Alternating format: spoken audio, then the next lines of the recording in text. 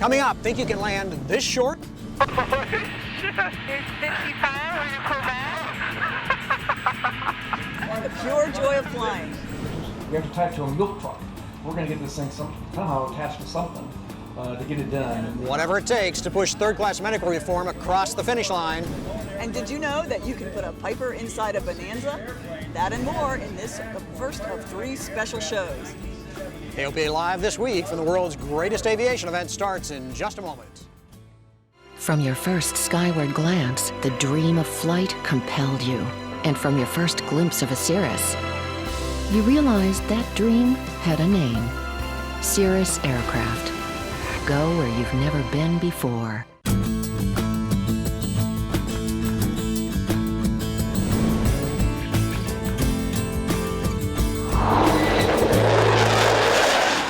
The noise, the crowds, the airplanes, the brats, it could only be Oshkosh.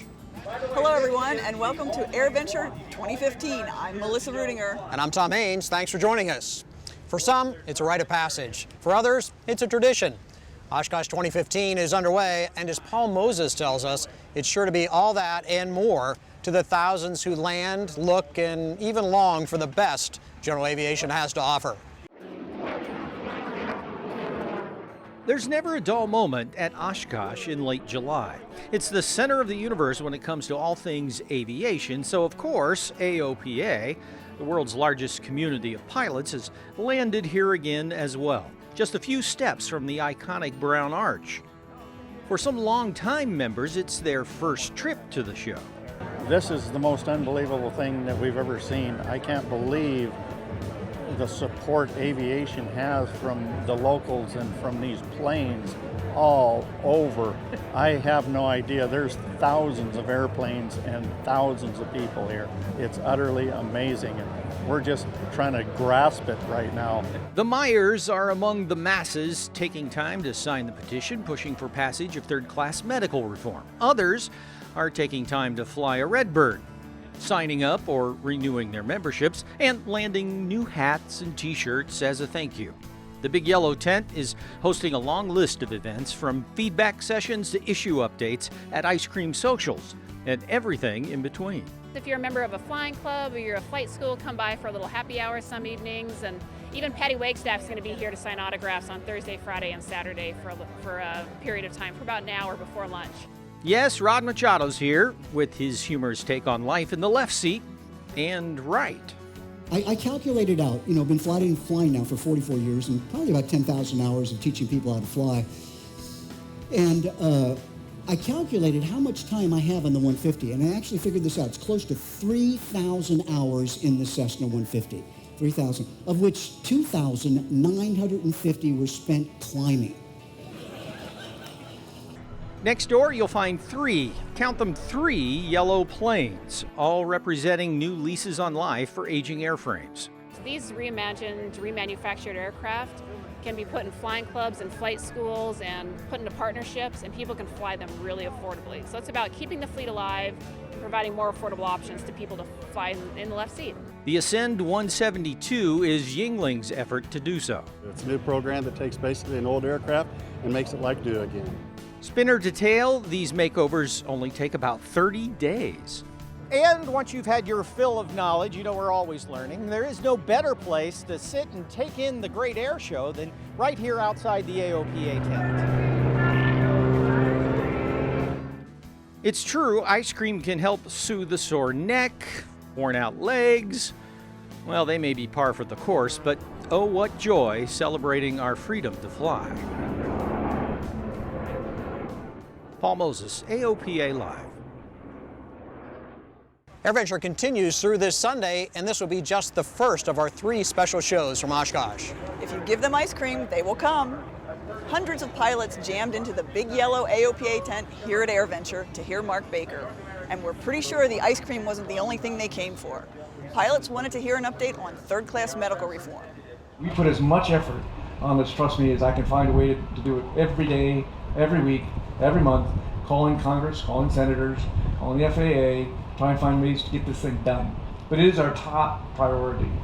And there's a lot of things going on right now behind the doors I can't really talk about right now. but something's going to happen here. I'm just confident it is. It's been brutal. There is the Pilot's Bill of Rights, which Senator Inhofe will be here in the next couple of days. He is a true leader in the Senate as a personal pilot himself and trying to get this thing done. I mean, he is working on it as we speak right now. I'm getting updates daily of what's going on to get this thing on the Senate floor somehow, some way. On the other side of the House, you got Sam Graves and Todd Rokita, who are real aviators, that are leading it on the House side. So whether it comes in through the transportation bill, the reauthorization bill, or my friend Jim Kuhn, who leads our legislative affairs, we have to tie it to a milk truck. We're going to get this thing somehow attached to something to get it done. And you can help us get it done. If you haven't already, contact your members of Congress, and please do so now. You can find out how on our website at AOPA.org. Take some of the ailerons out. Airspeed's alive, everything's green. Here's 55, we're gonna pull back.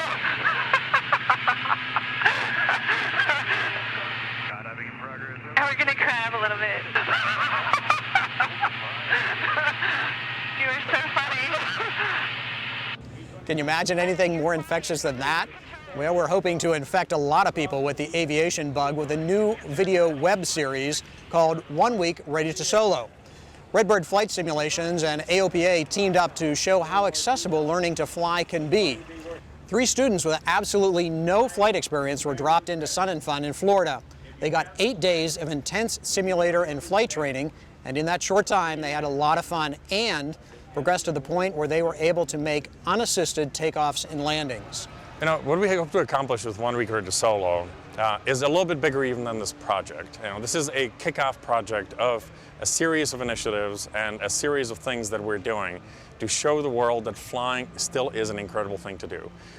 We do not want to talk about things like technicalities, things like laws, things like the FAA. In projects like 1 Week Ready to Solo, we want to talk about one simple thing, and that is flying is an incredible thing to do. It's an amazing thing a human can take on. And really, it is a natural progression in feeding every individual's sense of adventure. The 5 episodes of 1 Week Ready to Solo will be released over the next week on AOPA's YouTube channel and through social media. You can watch the first episodes right now and share them with anybody who might be interested in learning to fly.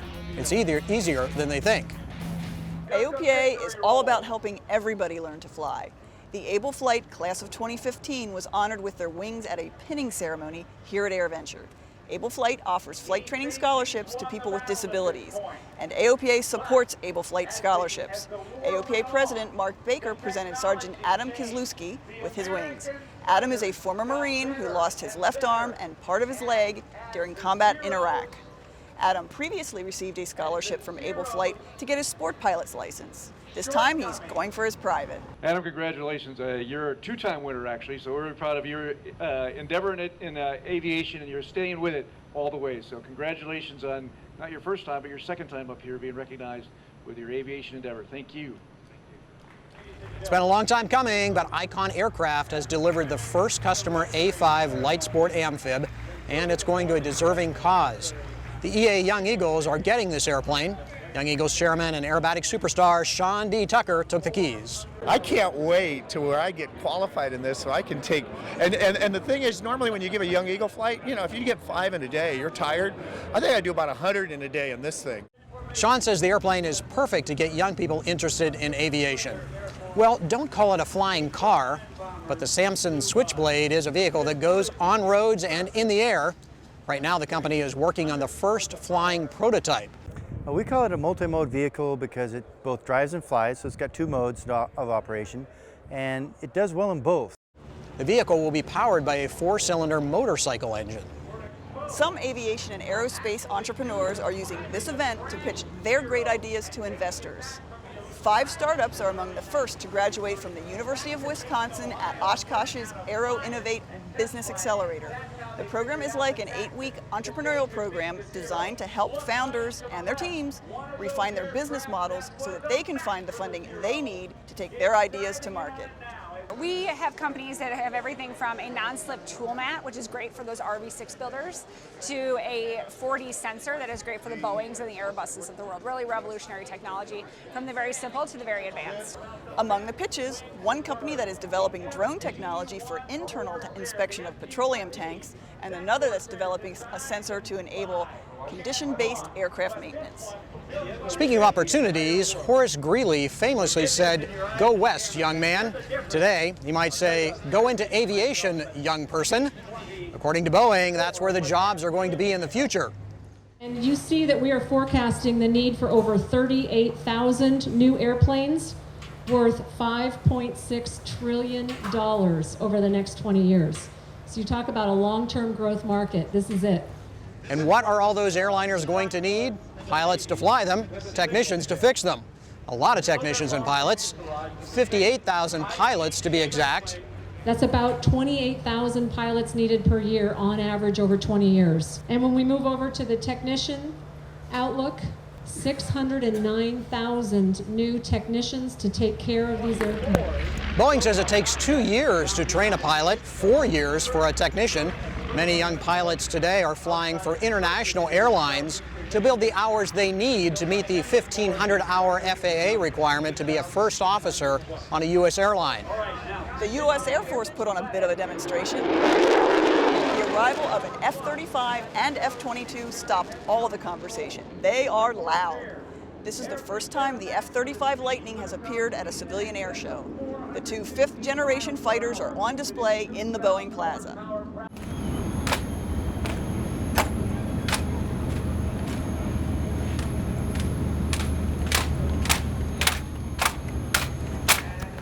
And the United States Air Force Honor Guard drill team is wowing the crowd here at AirVenture. The team is strutting their stuff in front of a P-51 Mustang and other warbirds. The drill team promotes the Air Force mission by showcasing drill team performances at public and military venues. AirVenture is a gathering place for warbirds of all varieties and those who love them. But among the B-52, the F-22, and the others that are in Boeing Plaza this year, one airplane stands out. The Commemorative Air Force is restoring the C-47 that led the D-Day invasion. That's All, Brother was named as a message to Hitler. AOPA Live's Paul Harrop found the D-Day veteran who is thrilled to see the project coming together. I'm really happy that these people are doing this sort of thing because this plane is very important. This type of plane particularly is important. The invasion could not have been successful, in my opinion, without it. And you see, Jim Pee Wee Martin's opinion is more valid than yours and mine combined. 71 years ago, this airplane led him into battle. He jumped out of a similar C-47 with the 101st Airborne on D-Day. In the waves behind, that's All, Brother. And I look at it today, my feelings come back the same as I had before. It's the greatest plane the Air Force had. And it's being made whole again thanks to a successful fundraising campaign centered around a Kickstarter, bringing a smile to veterans who see it on the ramp at Boeing Plaza. And Pee Wee, who jumped on D-Day, says it means a lot to him that people would rally around this airplane and restore her to her original flying condition, but he says he hopes it means something to the current generation of service people as well. These veterans, young ones now today, tell me how much they look up to us, and it's appreciated. But I tell them, I said, 40 or 50 years from now, people are going to be looking at you like you look at us today. And I said, be proud of what you're doing. But what are years? His 90-plus won't stop Pee Wee from honoring the history of That's All, Brother in true airborne form. If that plane gets done next year, I'll be jumping out of it. Paul Harrop, AOPA Live. Thanks so much, Paul. The restoration is already underway on the airplane. Find out more at that'sallbrother.org. When we come back, the shortest of the shorts. And an airplane bringing solace, a story you won't want to miss. AOPA Live this week continues in just a moment. It's been called the most sophisticated single-engine airplane ever. But to the people whose loved ones are alive today, it's called a lifesaver. The Cirrus Airframe Parachute System, only from Cirrus Aircraft. Welcome back. You're watching AOPA Live this week, coming to you from the world's largest aviation events. This is the first of 3 special shows from AirVenture 2015 here in Oshkosh. This event is all about demonstrating the many ways flying can feed your need to explore this world. No doubt bush pilots are among the most adventurous, and whether it be a sandbar or a high mountain strip, these guys know how to hit their marks. There are more than a dozen pilots here demonstrating their short takeoff and landing skills. Many have made major modifications to their airplanes, including engine upgrades and wing leading-edge vortex generators to enable slower flight on final. For the demos, the planes were split into bush and touring classes. Sean Hawley flies a C-170B. With the proper training and the proper airplane, anybody can do this. There have been some pretty strong crosswinds to challenge the demo pilots this year. So how'd they do? Well, a typical takeoff is ranging in between 70 and 100 feet, and the best landings are about the same. Sadly, a landing accident on Wednesday here at Oshkosh. As we record this, details are still sketchy, but a Piper Malibu crashed and broke apart on the runway. 5 people on board, some serious injuries, but no fatalities. The NTSB is investigating. And the NTSB has released its first report on the mid-air collision between an F-16 and a Cessna 150. The F-16 was talking to air traffic control. The F-50 wasn't and wasn't required to. The controller called out the Cessna as traffic to the F-16 with an unverified altitude and then advised the F-16 to turn to avoid the traffic. The fighter was still turning when the two aircraft collided. This accident prompted AOPA and the AOPA Air Safety Institute to renew our demand that the FAA change its ADS-B policy on traffic information. Currently, the FAA sends traffic info into aircraft that are transmitting their position via ADS-B out. We think that kind of critical situational awareness information should be available to any pilot, including those using low-cost, portable ADS-B-in receivers. Aspen Avionics just got some good news. Their integrated angle of attack indicator received FAA certification faster than expected. The integrated AOA is a software upgrade that seamlessly integrates into the Evolution flight displays. AOAs are an important safety feature as a visual indicator of how close the airplane is to a stall. The FAA worked very closely with us to do this in a very timely manner. When we announced in the AEA to the time we certified, it's been about 4 months, and that's quite remarkable for a technology like this to certify, and is really a strong indicator of where the FAA is in terms of trying to get safety-enhancing technologies into the market space. Aspen also announced a partnership with L3 Avionics. ADS-B weather and traffic from the Lynx NGT 9000 will display on Aspen primary and multifunction displays. Bendix King has a new solution for the thousands of pilots with old mechanical Bendix King attitude indicators. The KI-300 will be compatible with those thousands of autopilots in the field, and it will be easy to install with no panel alteration needed. The KI-300 has a number of benefits over air-driven units. So the safety benefit alone of not having to worry about whether it's going to fail and not have it fail in a insidious way is a reason a lot of people will choose to do this upgrade. But the maintenance costs alone are probably going to pay for it. There's a lot of news coming out of Oshkosh, more than we can get into our newscast. But we also have AOPA.org, and there you'll find hourly updates with lots more about what's happening here at AirVenture. There are all kinds of aircraft landing here, and their pilots come from all walks of life. The Beechcraft Bonanza owners always show up in full force. It sounds odd, but this year some are packing Pipers. But as contradictory as that sounds, it's not.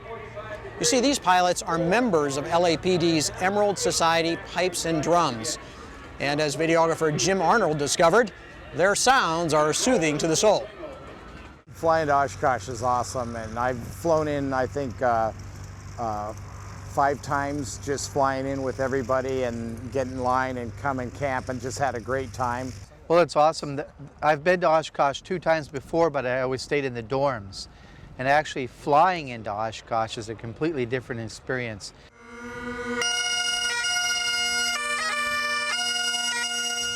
I've been with Los Angeles Police Department since 1973, and I served 35 years as an active police officer. The last 5 years, I've been a reserve officer, and all I do is play the bagpipes.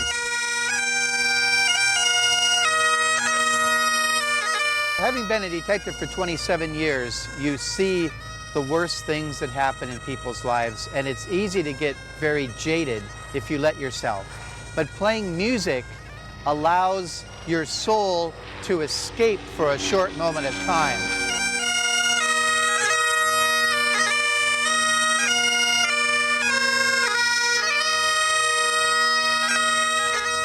quite a surprise and fantastic, and I've never heard our patriotic music played by a bagpipe. It's just another morning where you're woken up by bagpipes and P-51 Mustangs, so you can't get any better than that.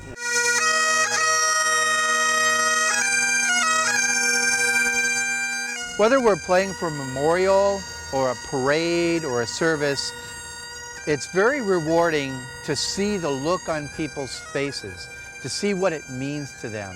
In a memorial service, it brings comfort. In a parade or an event like this, it brings joy.